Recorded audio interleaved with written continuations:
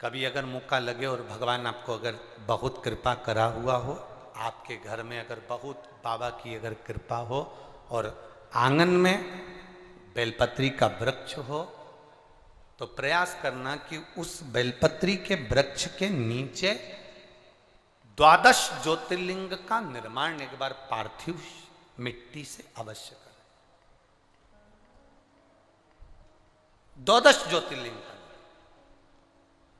एक थाली में 12 ज्योतिर्लिंग का निर्माण कर कर एक ब्राह्मण देवता को एक बुलाओ, 2 ब्राह्मण देवता बुलाओ, 5 बुलाओ, 7 बुलाओ, 11 बुलाओ, 21 बुलाओ, आपके ऊपर, ये आपके ऊपर। किसी विद्वत ब्राह्मण जन को बुलाकर जिसके हृदय में शिव समाया हुआ हो, जिसके कंठ पर मां सरस्वती माता सरस्वती शंकर की कृपा से विराजमान हो, ऐसे कोई ब्राह्मण को बुलाकर, कोई भूदेव को बुलाकर 12 ज्योतिर्लिंग बेलपत्री के वृक्ष के नीचे उसका निर्माण कर कर उसका पूजन अभिषेक अपने परिवार के साथ में मिलकर बाबा का कर कर, अगर कभी मौका लग जाए और बाबा अगर ऐसा कृपा करे, जैसे सत्यनारायण भगवान की पूजन होती है, इधर होती कि नहीं होती है, छत्तीसगढ़ में होती है, सत्यनारायण की कथा होती है, केले के खंभ लगाए जाते हैं, आंगन में करी जाती है, ढोल मंजीरा बजाया जाता है, खूब आराम से पंडित जी आकर कथा बाजते हैं, सत्यनारायण भगवान का अनुष्ठान। उसी तरह से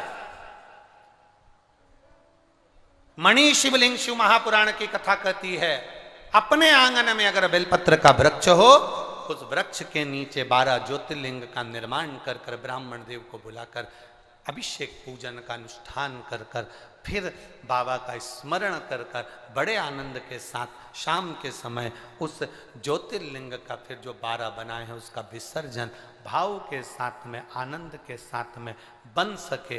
ब्राह्मण आदि संत गुरुजन बड़े बुजुर्ग इनका श्रेष्ठ भोजन कराकर अपने घर में एक आनंद का अनुभूति करें। कहते हैं उससे हमारे घर में शिव तत्व की प्राप्ति होती है और बाबा की कृपा बनी रहती है। शिव तत्व की कितना ज्योतिर्लिंग? 12 ज्योतिर्लिंग का निर्माण अगर अपने घर में बेलपत्र का वृक्ष है तो अवश्य करें। आपको मौका मिला है महीने 2 महीने 6 महीने 8 महीने में साल भर में, और बाबा से ऐसा प्रार्थना भी करें कि बाबा ऐसी कृपा करना, मैंने जो मांगा अगर वो पूरा होता है तो मैं 12 ज्योतिर्लिंग का निर्माण कर कर पूजन अवश्य करूं। ये तेरी कृपा बनी रहे, तेरी करुणा बनी रहे। करो।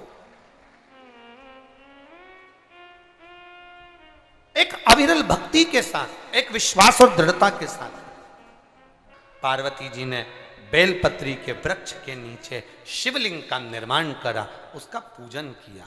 पार्वती जी इतने शिवलिंग का निर्माण करी, इतने शिवलिंग का निर्माण करी, धीरे धीरे माता थाली में एक पीठिका बनाती हैं, शिवलिंग बनाती हैं, उसकी पूजन करती हैं। उसके आसपास में कोई पीठिका नहीं बनाई, केवल शिवलिंग बना बनाकर रखती गई, रखती गई, रखती गई। हमारे यहाँ जब हम सहस्त्र शिवलिंग का निर्माण करते हैं, जब हम हजारों शिवलिंग का निर्माण करते हैं, जब हम लाखों शिवलिंग का निर्माण करते हैं, तो बीच में थाली में एक पीठिका बनती। पीठिका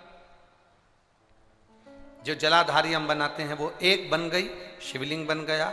उसके बाद में हम जितने भी शिवलिंग बनाते हैं उसमें ये पीठिका नहीं बनाकर केवल शिवलिंग शिवलिंग शिवलिंग शिवलिंग गोल गोल आकृति कर कर बनाकर रख देते हैं। उसकी पूजन माँ पार्वती जी कर रही हैं, जिसका नाम है मणिलिंग। इसको हमारे यहाँ पर मणिलिंग कहा गया, जो रखकर पूजन करी जाती। इसमें पीठिका नहीं थी,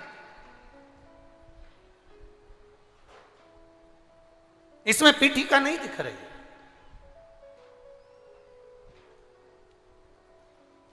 पीठिका केवल एक जो माता पार्वती जी ने मध्य में बनाई है, बाकी के सब दूर शिवलिंग शिवलिंग शिवलिंग शिवलिंग बनाए। इसको मणिलिंग कहा गया।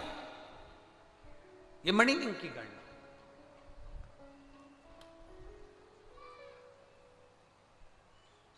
कभी प्रयास करिएगा, आप अपने हिसाब से, अपने मन से, अपने भावों में प्रयास करिए। हमने पहले भी कथा में कहा, जब तुम्हारा दिल कर जाए, आज तुम्हें लगे कि तुम्हारा चित्त ठीक नहीं है, आज तुम्हें लगे तुम्हारा मन ठीक नहीं है, आज तुम्हें लगे कि तुम्हारा चित्त ठीक नहीं हो पा रहा है, आपका मन ठीक नहीं हो पा रहा, आपका हृदय ठीक नहीं है, लग रहा है, तो बुलाओ ब्राह्मण देव आनंद के साथ में। शिव महापुराण की कथा कहती है पार्थिव शिवलिंग का निर्माण कर कर, या आप स्वयं उसकी आराधना पूजन कर कर विसर्जन करिए। आप नहीं बुला सकते किसी को, तो आप स्वयं